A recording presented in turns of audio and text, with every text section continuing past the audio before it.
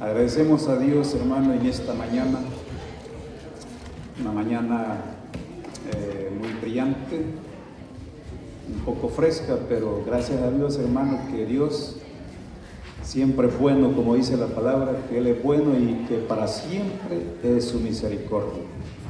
Así que ya todos los hermanos que ya están presentes, pues tomen su asiento, hermanos, y póngase cómodo allí, irreverente, pues la palabra del Señor dice que toda la Escritura es inspirada divinamente por Dios y es útil, dice, para enseñar, para corregir, para redarguir, para instruir en justicia, a fin de que el hombre de Dios sea perfecto, enteramente preparado para toda buena obra. Para eso es este librito, ese librito que usted anda llamado la Biblia, hermano, es para instruirlo a usted, para instruirme a mí y para que caminemos en el camino correcto de parte del Señor. Así que ahí está, hermano, todo el manual para todas las necesidades y para todas las circunstancias que nos pasan en la vida. Hay una palabra, hay una respuesta a todas las preguntas o interrogantes que nosotros tengamos. Solamente tenemos que abrir nuestra mente y nuestro corazón, como les dijo el Señor. ¿Se recuerdan ustedes lo que les dijo el Señor a los que iban camino a Emaús, verdad? La plática que ellos llevaban era de todos los acontecimientos que habían pasado en esos días, tocante a la crucifixión de Jesús. Y Jesús se les acerca, ¿verdad? Y la pregunta que les hace Jesús: ¿qué plática lleváis entre vosotros? Haciéndose como que no sabía. Muchos dicen que Jesús tenía un sentido del humor tan maravilloso, hermano, que no todo el tiempo era serio, no todo el tiempo andaba, hermano, con una vara o con un azote en la mano. Él siempre, hermano, cuando le tocaba hablar con seriedad y autoridad, pues lo hacía, pero cuando le tocaba, pues, tratar, ¿verdad?, con las personas amablemente, cariñosamente, pues él lo hacía. Dice ¿qué plática? Entonces, ¿eres tú el único forastero? Le dice, que no sabe lo que ha pasado aquí. Y el Señor dice, ¿pero de qué me están hablando? Están hablando de Él. Están hablando de Él. Es que como cuando usted llegue, ¿verdad?, a una casa y están hablando de usted y usted lo sorprende y les pregunta, ¿de qué están hablando ustedes? Y usted se hace como el que no sabe, ¿verdad? Así era Jesús, ¿verdad? Y entonces dice que comenzó Jesús, ¿verdad?, a hablar con ellos acerca de las Escrituras, comenzando desde Moisés, dice, los Salmos, y por los profetas, les declaraba, dice, en todas las Escrituras, en todas, porque Jesús no solamente se agarraba de un libro, sino que cuando habla de la ley, estamos hablando desde Génesis hasta la escritura que existía en ese tiempo, que era el Antiguo Testamento. Entonces dice la palabra de que Él dice que les abrió el entendimiento para que comprendiesen las escrituras. Les abrió el entendimiento. Y eso es lo que necesitamos muchas veces nosotros, que el Señor nos abra el entendimiento para conocer las escrituras. Este libro nunca debe de pasar de moda. La Biblia nunca debe de ser, hermanos, un libro olvidado. La Biblia nunca debe de ser un libro, hermanos, que lo hagamos a un lado para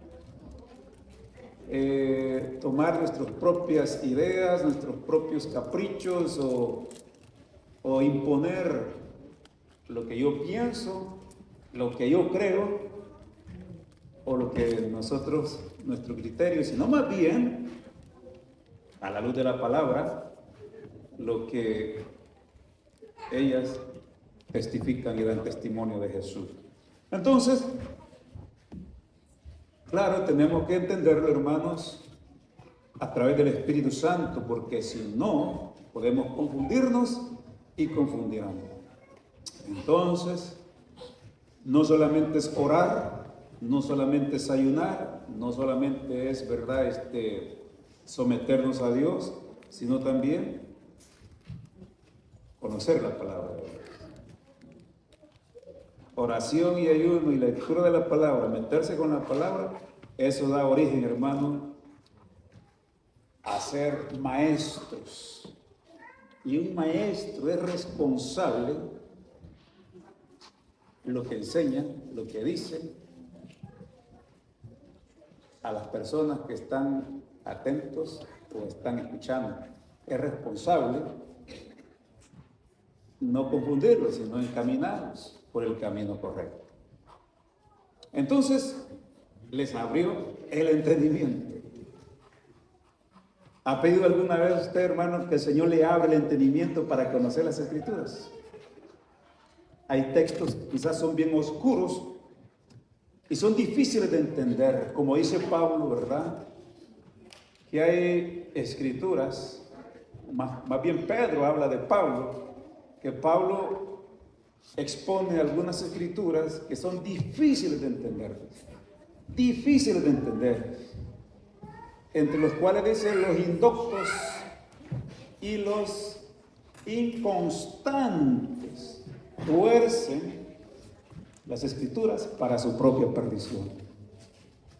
Y por eso cuando no tenemos un entendimiento claro y no conocemos la Biblia, es más fácil, hermano, pelear.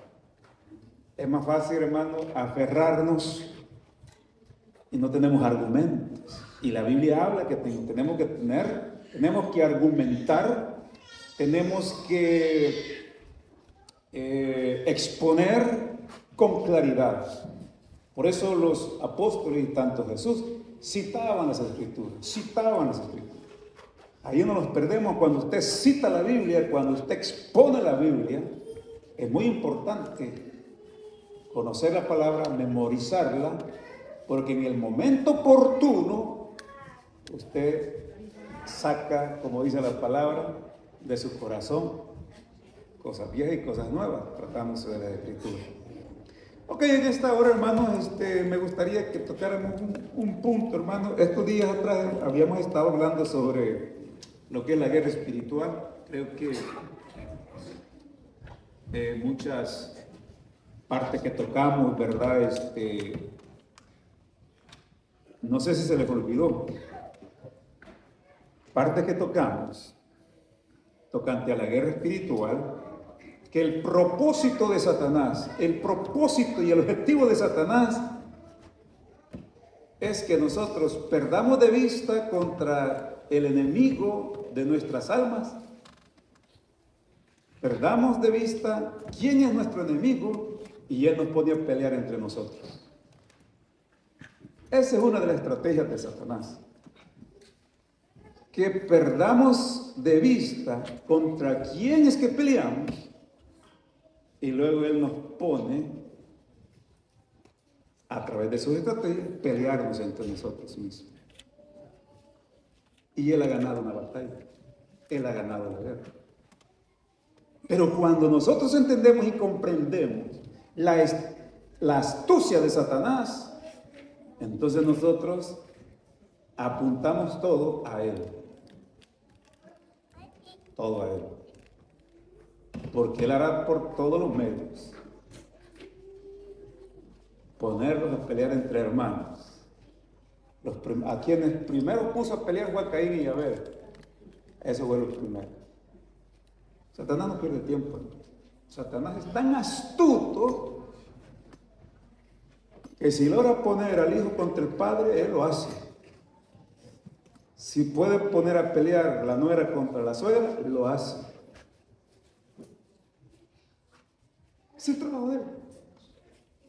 Y si él logra poner a pelear un miembro contra un ministro o contra los líderes de la iglesia, él lo hace. Él no le importa. Entonces, allí es donde nosotros tenemos que conocer la palabra de Dios para saber por dónde viene y cuál es lo que Él quiere de mí. Y cuando no conocemos las Escrituras, nos volvemos vengativos, nos volvemos,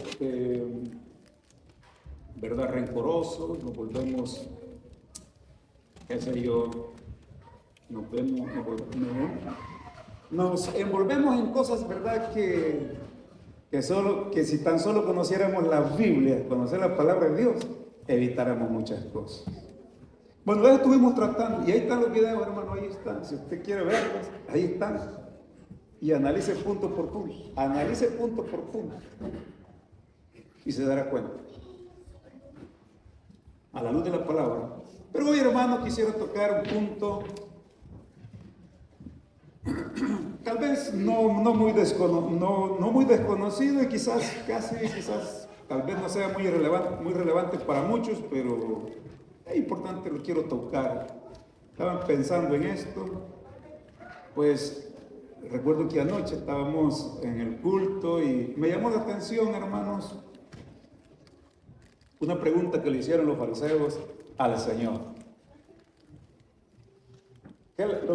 Un pedido que le hicieron. Y le pidieron una señal a Jesús. Le pidieron una señal. Y el Señor le dijo: esta generación adúltera pide señal, pues la señal no se les será dada, sino la señal del profeta Jonás. Como estuvo Jonás en el vientre de aquel gran pez 3 días y 3 noches, así estará el Señor, el Hijo del Hombre, 3 días y 3 noches en el corazón de la tierra. Esa señal. Y me llamó mucho la atención una señal. ¿Para qué sirve una señal? Para ello vamos entonces a ir a la palabra, hermanos, para despertar la curiosidad en algunos, para que podamos entender y comprender la palabra del Señor. Vamos a Hechos capítulo 2. Y vamos a ir entonces, hermanos, al versículo 19. Hechos 2, 19. Leemos la palabra en el nombre del Señor Jesucristo, que dice de la siguiente manera: y daré prodigios arriba en el cielo y señales abajo en la tierra, sangre y fuego y vapor de humo. El sol se convertirá en tinieblas y la luna en sangre, antes que venga el día del Señor grande y manifiesto, y todo el que invocare el nombre del Señor será salvo. Esta profecía, hermanos, la dio Pedro cuando estaba en Pentecostés, en ese descenso del Espíritu Santo que habían anhelado y esperado tanto, que Jesús les dijo por varias ocasiones: quedaos en la ciudad de Jerusalén y no salgáis de ahí hasta que seáis investidos de poder desde lo alto. Dice en Hechos 1:5, porque Juan ciertamente bautizó con agua, mas vosotros seréis bautizados con Espíritu Santo y fuego. Con Espíritu Santo. Entonces, se cumplió, hermano. Dice que estaban reunidos ahí en el aposento alto, alrededor de 120 personas, orando, hermanos, y esperando la promesa del Padre, la que Jesús les había prometido. Estuvieron allí hasta que aquella mañana, lo que se llama el día de Pentecostés, o la fiesta de los 50 días que se estaban cumpliendo.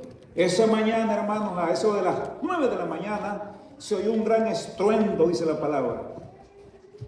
Se oyó un estruendo grande. Dice el capítulo 2, el 1, cuando llegó el día de Pentecostés estaban todos unánimes juntos. Mire cómo estaban, unánimes juntos. Y de repente vino del cielo, dice, un estruendo como de un viento recio que soplaba, el cual llenó toda la casa donde estaban sentados, y se les aparecieron lenguas repartidas como de fuego, asentándose sobre cada uno de ellos, y fueron todos llenos del Espíritu Santo y comenzaron a hablar en otras lenguas, según el Espíritu les daba que hablasen. Esa mañana de Pentecostés, esa mañana de la fiesta de los 50 días, de las cosechas, vino un viento recio. Ya me imagino. Esta era una señal tremenda, aquel estruendo. Y cuando oyeron ese estruendo, ¿a dónde se oía ese ruido, ese estruendo? Todo el mundo, los que estaban en la fiesta, terminando esa fiesta, porque en esas fiestas se reunían de todas las naciones de alrededor, de todas las naciones. Todas estas naciones que se reunían allí no eran gentiles, eran israelitas que estaban viviendo en esas otras naciones y habían venido a la fiesta. ¿Quiénes eran estas naciones? Mira, aquí lo dice la palabra. Aquí dice: moraban entonces en Jerusalén judíos, varones piadosos de todas las naciones debajo del cielo, y hecho este estruendo se juntó la multitud y estaban confusos porque cada uno les oía hablar en su propia lengua. Y estaban atónitos, maravillados, diciendo: mira, ¿no son galileos todos estos que hablan? Pues ¿cómo les oímos hablar nosotros en nuestra lengua en la que hemos nacido? Miren los que estaban allí. Estas eran las naciones que estaban ahí: partos, medos, elamitas, y los que habitamos en Mesopotamia, en Judea, en Capadocia, en Ponto, en Asia, en Frigia, en Panfilia, en Egipto, y en las regiones de África, más allá de Cirene, y romanos aquí residentes, también judíos como prosélitos, cretenses y árabes, les oímos hablar en nuestra lengua las maravillas de Dios. Y estaban todos atónitos y perplejos, diciendo unos a otros: ¿qué quiere decir esto? Mas otros burlando decían: estos están llenos de mosto.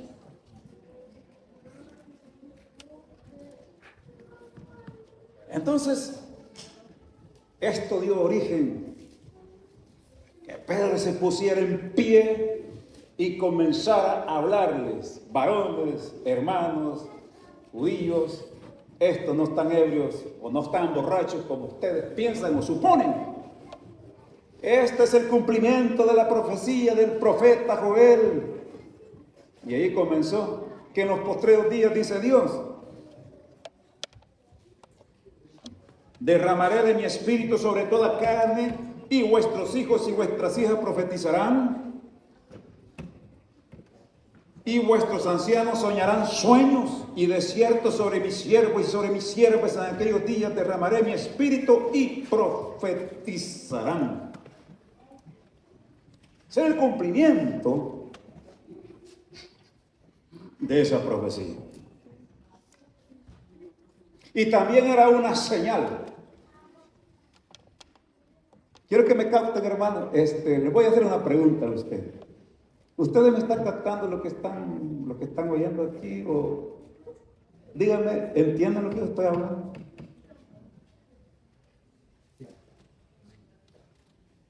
¿Creen que está bueno lo que estoy enseñando? Amén. Ok. Oiga bien. Dije que había señales. ¿Y qué es una señal? Señal es la confirmación de algo prometido, de algo que es real, de algo que no es un mito. Porque cuando usted promete algo, ¿cuál es la señal de esa promesa? El cumplimiento. El cumplimiento. Mientras usted puede prometer el cielo y la tierra, pero si no cumple con lo que ha prometido, estas son palabras nada más. Son palabras que el viento se las lleva. ¿Y cuál es el resultado de eso? ¿Cuál es el resultado de eso? Que es un mentiroso. Ya no le van a creer más. Y el apelativo y el apellido que llevará de ahí en adelante es el mentiroso. Ahí viene el mentiroso. No le creas a esa porque es mentirosa. Ese es mentiroso. Es falso. No le creas.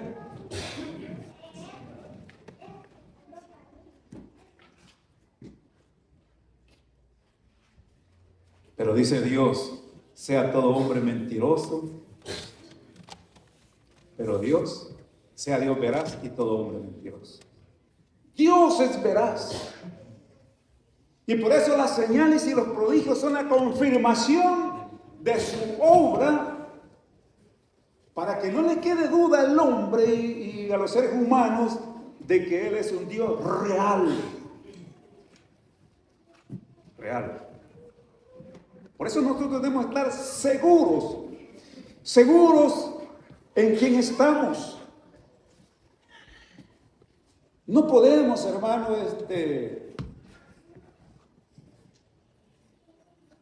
seguir a alguien a tientas.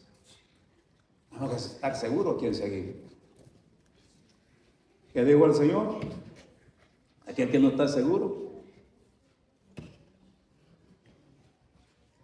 le llama ciego y guía al ciego. Y si alguno sigue a ese ciego, ambos caerán en el hoyo. Ok, señal. Hay diferentes señales, hermano, que Dios dejó. Por ejemplo, hermano, en la naturaleza. Si bien, hermano, voy a tocar unos textos bíblicos allí para ir rapidito. Si usted va a Génesis, vamos a ver, Génesis 1:14. ¿Alguien puede leer Génesis 1:14?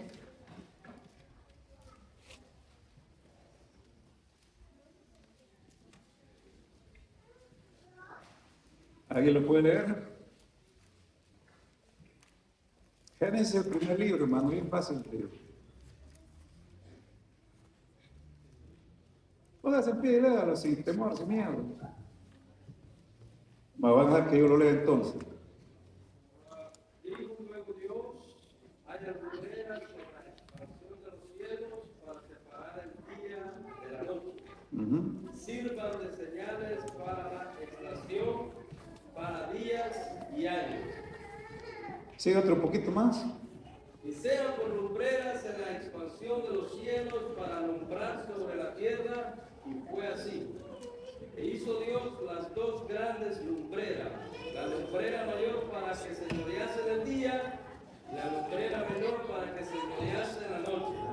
Hizo también las estrellas, y las puso Dios en la expansión de los cielos para alumbrar sobre la tierra. Amén. ¿Para qué fueron, hermanos? ¿Eran señales?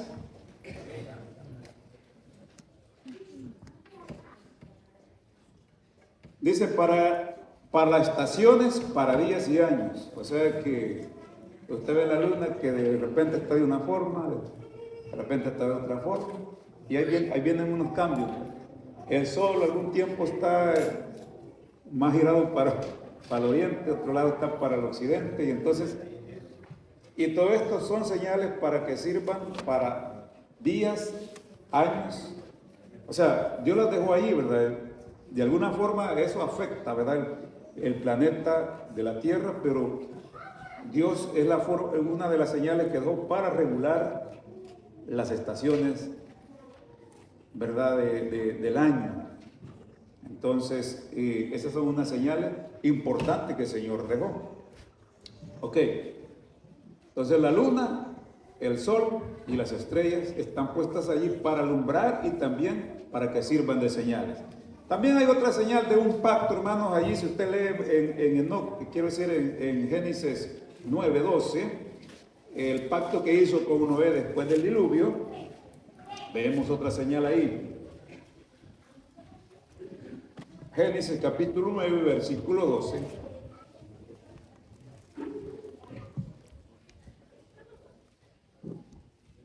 Dice el 11, vamos a leer del 11, dice: estableceré mi pacto con vosotros y no exterminaré ya más toda carne con aguas de diluvio, ni habrá más diluvio para destruir la tierra. Y dijo Dios, el 12, esta es la señal del pacto que yo establezco entre mí y vosotros y todo ser viviente que está con vosotros por siglos perpetuos.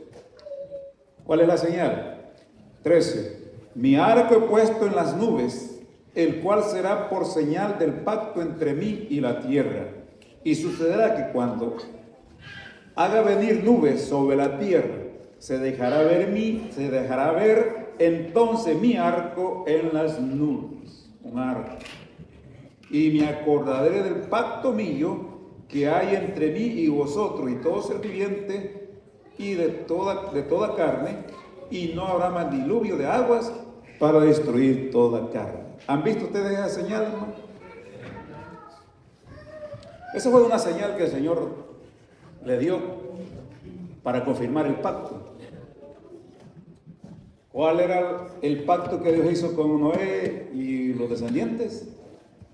Que no más diluvio, no más destrucción por agua. Entonces, cuando venía una tormenta, cuando venía una tempestad, entonces se iba a dejar ver el arco iris. Y esa era una señal para recordar que la tierra no iba a ser más destruida con un diluvio. ¿Se dan cuenta, hermanos? Esto es lo que dice la Biblia, hermano. Este libro, hermanos, tiene grandes cosas importantes para nosotros. Se deja ver mi pacto. Se deja ver mi arco para confirmación de este pacto.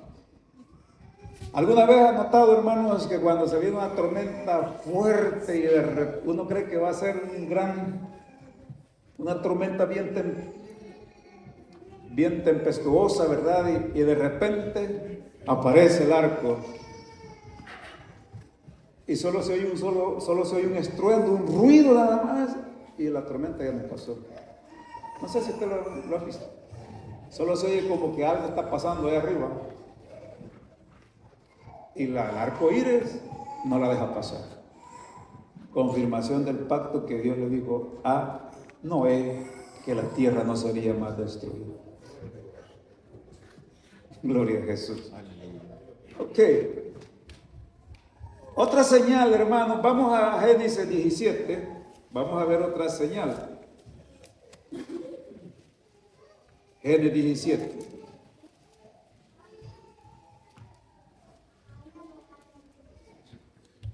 Otra señal que es la circuncisión. Una señal, hermano, del pacto de Abraham con Dios. 17, 9. Miren lo que dice la palabra allí.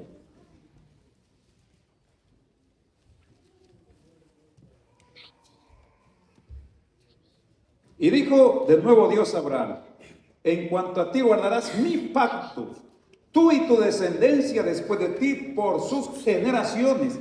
¿Y cuál es el pacto, hermano?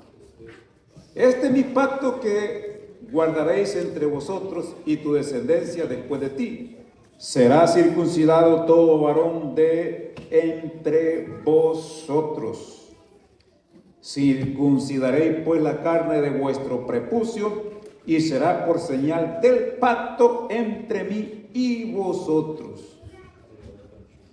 Y de edad de 8 días será circuncidado todo varón entre vosotros por vuestras generaciones, el nacido en casa, el comprado por dinero y cualquier extranjero que no fuere de tu linaje.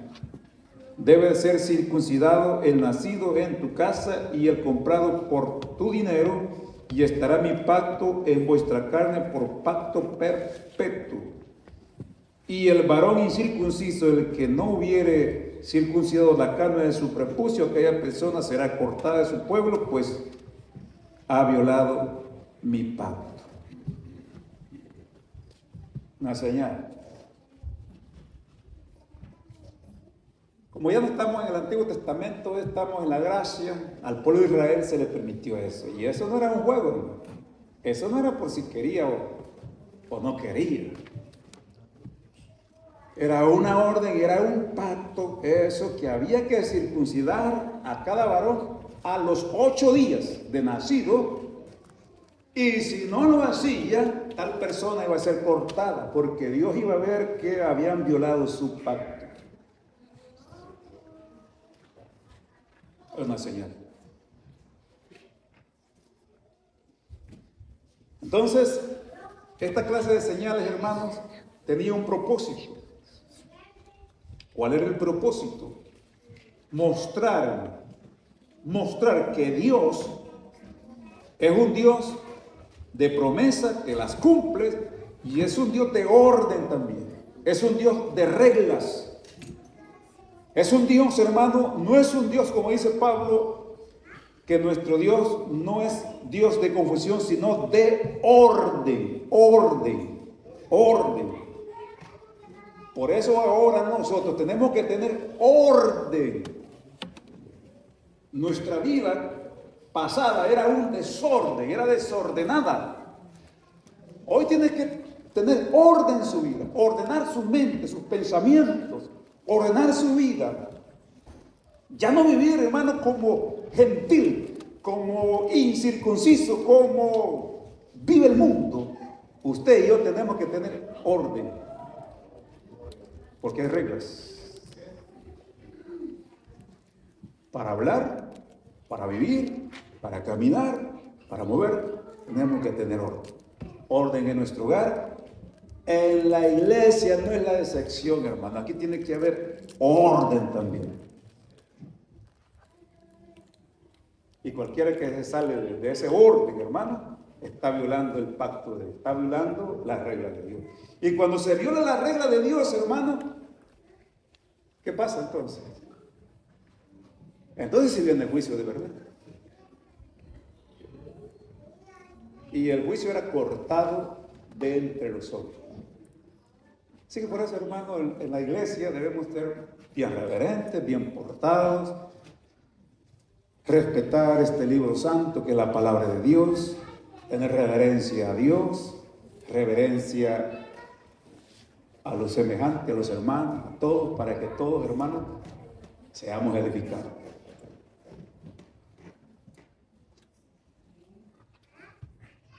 Pero si de repente, hermano, aquí, cualquiera de los que estamos aquí, se levanta haciendo desorden, hermano, va a haber confusión. Todo el mundo va a habladuría por todos lados.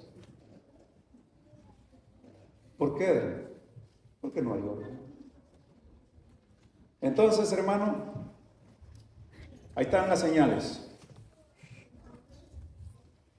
Ahora,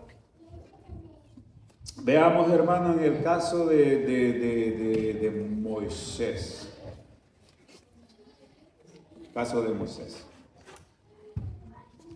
Entonces, pero hoy en día, hermano, tenemos otro tipo de señales en la Biblia de las que pueden confirmar, hermanos, lo que Dios quiere con la iglesia.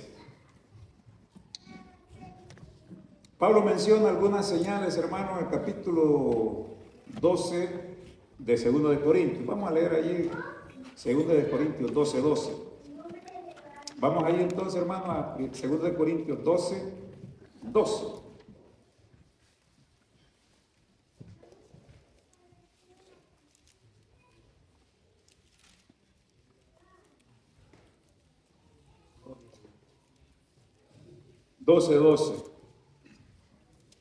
¿Qué dice Pablo ahí?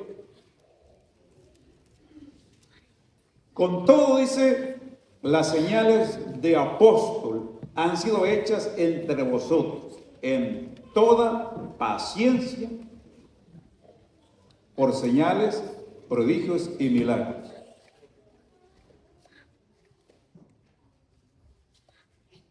Con todo, las señales de apóstol han sido hechas entre vosotros en toda paciencia por señales, prodigios y milagros. ¿Por qué Pablo habla de esto, hermano? Señales de apóstol. Porque el ministerio de Pablo había sido señalado.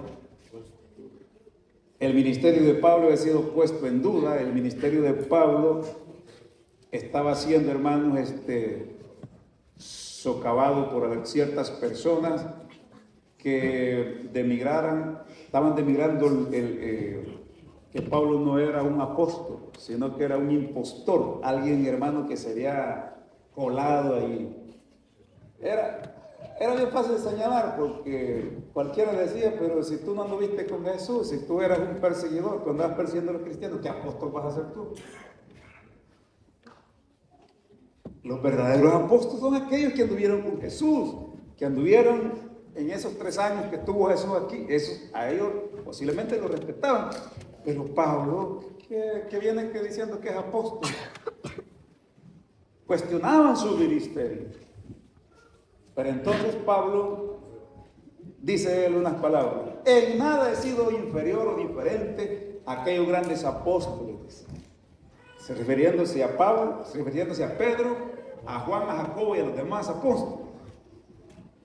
En nada he sido diferente, con las señales y prodigios que han confirmado que verdaderamente era un apóstol de parte de Dios.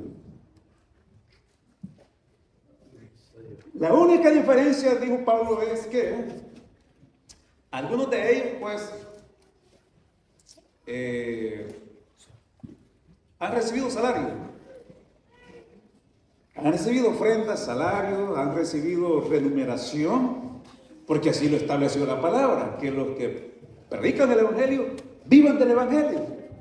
O sea, que no hay tal como se nos ha enseñado en el pasado, de que es prohibido recibir un salario, hermano, que un pastor, un ministro no puede recibir salario, porque si se le paga un salario, dice, ya tiene su recompensa, así que ya no hay cielo para él, perdió.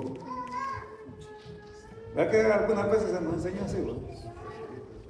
Pero ahí está la palabra.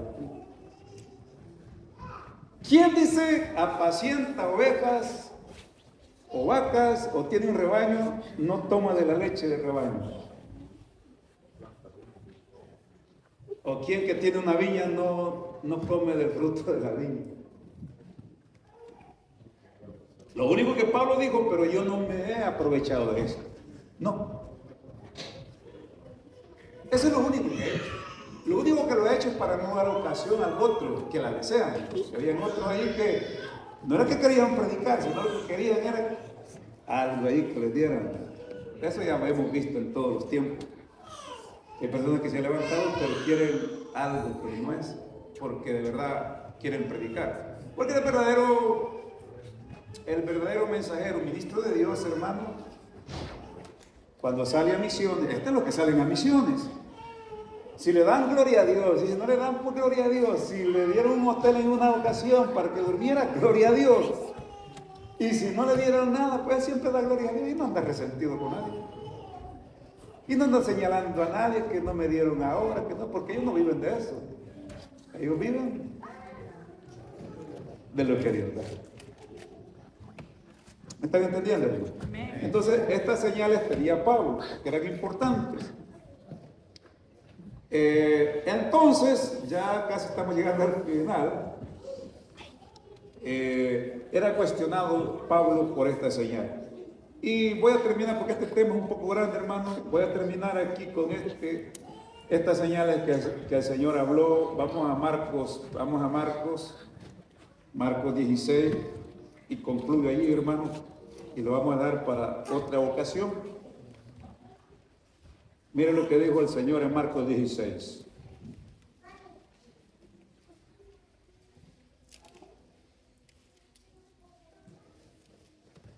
Marcos 16, 17 dice: y estas señales seguirán a los que creen. En mi nombre echarán fuera demonios, hablarán nuevas lenguas, tomarán en la mano serpiente, y si bebieren cosas mortíferas no les hará daño. Solo los enfermos ponen las manos y sanarán. O sea que estas señales seguirán a quienes, hermano, a los creyentes.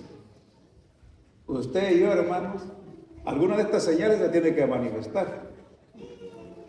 Alguna de estas 5 señales se tiene que manifestar en nosotros. Algunos se manifiestan en lengua, otros en sanidades, otros hermanos pueden tomar serpientes en sus manos, como lo fue Pablo, ¿verdad? Que por agarrar un leño agarró una víbora. Y esa víbora, cuando la agarró, hermano, se le prendió, dice, y todos esperaban que Pablo cayera muerto inmediatamente, pero después de esperar un lazo de tiempo y veían que Pablo no caía, entonces cambiaron de idea y pensaron que Pablo ya no era un ser humano, sino que era un Dios. ¿Te das cuenta el cambio? Y esa era una señal, que las serpientes no iban a hacer daño. Claro que no van a andar buscando serpientes para agarrarlas, porque ya ahí el Señor no va a responder. Bueno, hermanos, voy a dejar esto aquí, porque este tema para darle un poco más de relevancia y más de sabor. Terminamos con las señales que Jesús habló de los últimos tiempos. Que eso merece atención, merece, hermano, que le prestemos mucha reverencia, porque eso confirma de que la venida del Señor está a las puertas. Así que en el nombre del Señor, hermano, oremos para darle gracias por la palabra del Señor en esta hora. Padre, en el nombre de Jesús, gracias Dios, gracias Padre. Lo bendecimos, lo adoramos, lo honramos, lo glorificamos, lo exaltamos. Gracias Dios, gracias Padre, en el poderoso nombre de Jesús.